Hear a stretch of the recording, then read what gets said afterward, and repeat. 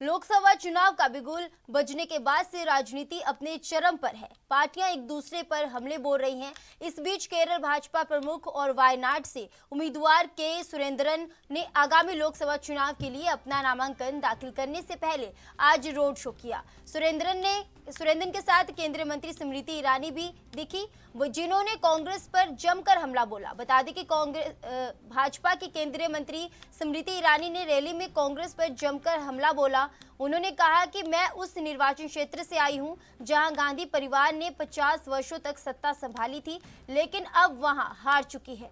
आज हम केरल में लोकतंत्र को बचाने के लिए अपने प्राणों की आहुति देने वाले 150 से अधिक स्वयं सेवकों के आशीर्वाद के साथ इस यात्रा की शुरुआत कर रहे हैं। आपको बता दें कि बीते बुधवार को राहुल गांधी ने वायनाड में अपना रोड शो किया था और आज स्मृति ईरानी वहां रोड शो कर रही हैं।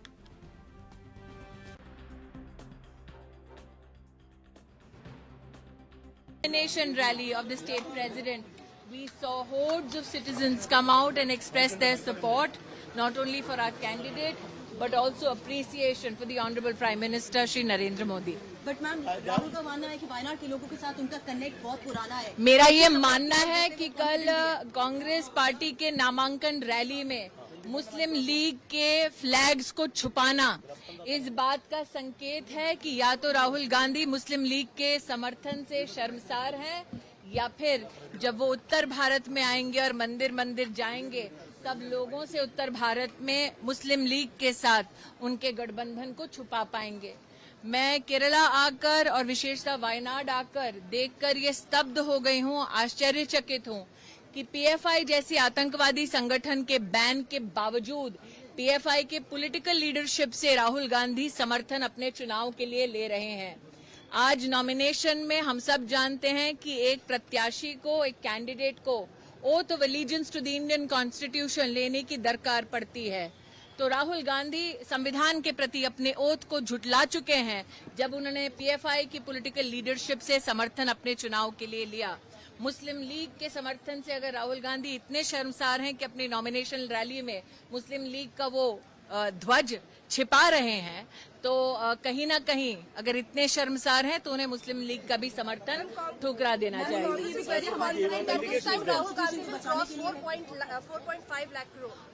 Today I am absolutely jubilant to be a part of the nomination rally of my state president. The issue is that who is the prime ministerial candidate of the India Alliance? Is Rahul Gandhi acceptable? So this is an India Alliance which does not have a neta, which does not have a niti, and its niyat is to loot. That is known by every Indian citizen. तो इस खबर पर ज्यादा जानकारी के लिए हमारे संवाददाता राजीव तिवारी हमारे साथ जुड़ चुके हैं। जी राजीव, वायनाड में इस बार मुकाबला कुछ खास रहने वाला है क्योंकि राहुल गांधी और अब सुरेंद्रन भी उतर चुके हैं और सीपीआई की उम्मीदवार भी वहां पर नामांकन दाखिल कर चुकी है। तो इस बार का मुकाबला बहुत खास रहने वाला है। देखिए, बात करें बिल्कुल जब केरल की, तो केरल के अंदर वायनाड की बात करें तो वायनाड जो है वो कहीं ना कहीं अब सुर्खियों में बनता हुआ नजर आ रहा है। दूसरा यहाँ पर बात करें भाजपा की बड़ी नेता स्मृति ईरानी की तरफ से जिस तरीके से राहुल गांधी को लेकर कहीं ना कहीं जो टिप्पणी की गई है या बयानबाजी देखने को मिली है, उससे कहीं ना कहीं मामला जो है वो और ज्यादा गर्माता नजर आ रहा है। क्योंकि राहुल गांधी और मुस्लिम समर्थन को लेकर जिस तरीके से बयान दिए गए, उससे कहीं ना कहीं माहौल जो है वो और ज्यादा गर्मा चुका है। क्योंकि जिस तरीके से लोकसभा चुनाव के लिए लगातार पार्टियां एक दूसरे के ऊपर आरोप प्रत्यारोप की राजनीति कर रहे हैं, वहीं इस तरीके के बयान से कहीं ना कहीं हलचल जो है वो मच चुकी है और इस हलचल से कहीं ना कहीं और ज्यादा घमासान जो है वो देखने को मिल सकती है। मगर अब देखना होगा केरल के वायनाड के अंदर किस तरीके के और बयान जो है वो मिल सकते हैं, क्योंकि राहुल गांधी ने अभी तक पलटवार नहीं किया है और राहुल गांधी की तरफ से वो पलटवार जो है वो किया जा सकता है। लगातार कहीं ना कहीं कांग्रेस भी इसमें कहना अपनी तरफ से बयानबाजी करेगी। मगर यहाँ पर बात करें स्मृति ईरानी की, तो स्मृति ईरानी के इस बयान से कहीं ना कहीं विवाद जो है वो छिड़ता हुआ नजर आ रहा है। जी राजीव, कल राहुल गांधी ने भी वहां पर रोड शो किया था और आज स्मृति ईरानी भी पहुंची है रोड शो के सुरेंद्र के समर्थन में। तो क्या लगता है कि कौन सी पार्टी का दबदबा ज्यादा देखने को मिल रहा है? देखिए, यहाँ पर बात करें सत्ता हासिल करने के लिए लगातार कहीं ना कहीं सभी पार्टियां जो है वो एक दूसरे के ऊपर आरोप और प्रत्यारोप की राजनीति कर रही हैं। यहाँ पर बात करें राहुल गांधी की, तो राहुल गांधी की तरफ से भी रोड शो किया गया था और आज जिस तरीके से नॉमिनेशन भरने से पहले जिस तरीके से सुरेंद्र की तरफ से जिस तरीके से स्मृति ईरानी की तरफ से बयान देखने को मिला, उससे कहीं ना कहीं विवाद जो है वो बढ़ चुका है और इस विवाद से कहीं ना कहीं भाजपा भी अछूती नहीं है, क्योंकि भाजपा की तरफ से कांग्रेस या फिर कहे इंडिया गठबंधन को लेकर लगातार आरोप किए जा रहे हैं। वहीं कांग्रेस की तरफ से भी भाजपा के ऊपर आरोप लगाए जा रहे हैं। मगर अब देखना होगा कि वाकई में ये चुनाव जो है वो कितना घमासान होने वाला है। और दूसरा यहाँ पर लोकसभा की सीटों को हासिल करने के लिए जिस तरीके से एक दूसरे के ऊपर आरोप लगाए जा रहे हैं, इन आरोपों से बचने के लिए किस तरीके से बयान दिए जाएंगे। मगर यहाँ पर स्मृति ईरानी के से जिस तरीके से बयान दिया गया उससे कहीं ना कहीं विवाद जो है वो अब चिढ़ता हुआ नजर आ रहा है। जी जी राजीव, आपसे ये जानना चाहूंगी क्योंकि सीपीआई पार्टी वहां पर पहले से मौजूद है और इसी बीच कांग्रेस के राहुल गांधी भी काफी लोकप्रिय नेता माने जाते हैं। वहीं पर अब स्मृति ईरानी भी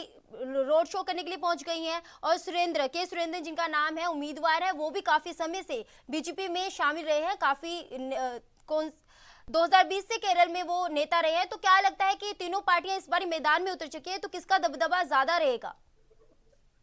देखिए, बिल्कुल सही कहा आपने।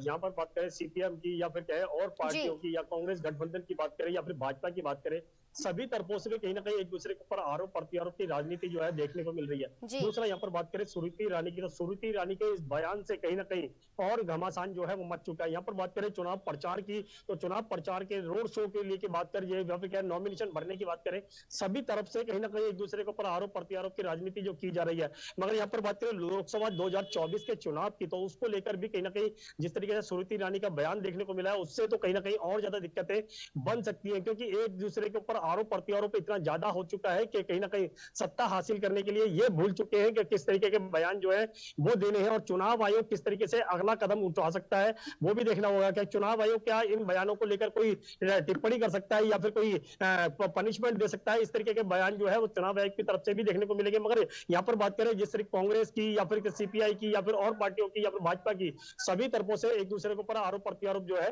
वो किए जा रहे हैं।